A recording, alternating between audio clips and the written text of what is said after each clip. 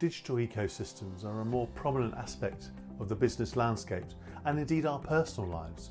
Think of how our lives have moved to a more virtual environment during the coronavirus pandemic and the prominent role platform-based ecosystems like Amazon play. But if you're a traditional organisation that hasn't grown up in an ecosystem, how do you work it? Well, I think there are 3 points to consider.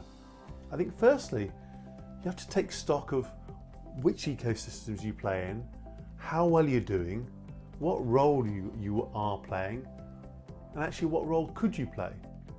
That may sound like a simple exercise, but many executives I speak with don't actually have a good handle about which ecosystems they're actually in. And indeed, I can remember one example where one media company was actually operating in 2 or 3 ecosystems, and in one was a complementer and another was an actual supplier. And actually it was giving information and insight to an organisation that's actually a competitor in another context. Hardly great for business.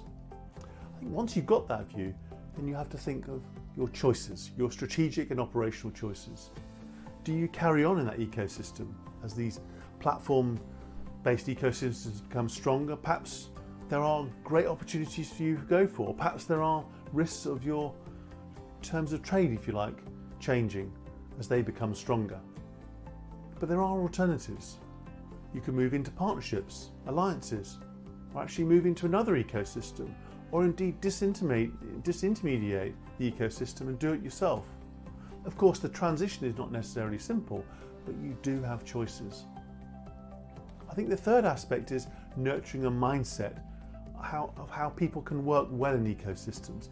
It is fundamentally different from working in a vertically integrated, closed environment.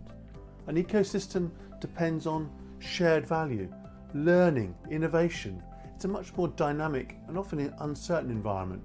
And in my experience, some executives can make that transition from the old world to the new world, but many can't. So I think a key activity for leaders is to nurture a new breed of leaders who have the interests and the aptitude to work in ecosystems, because one thing's for sure, they will become a more prominent aspect of our lives in the future.